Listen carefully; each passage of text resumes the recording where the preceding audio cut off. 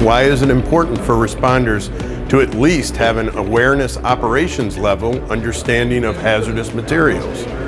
All responders need to have some operational and awareness level training in hazardous materials. You never know when you're going to run upon something that is a hazmat incident until you get into it. Having that awareness level of what things to look for, how to identify a situation that may be involving some hazardous materials. It may be a fuel, it may be a vapor leak, or it may be a solid that presents some unusual circumstance that you respond to.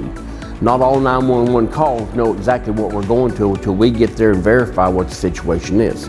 Another reason too is understanding those stepping stones of education for hazardous materials is very important. We start out the baseline of awareness, we then move up to the operations, being able to do minor things to control spills and mitigate the incident before it can get much bigger.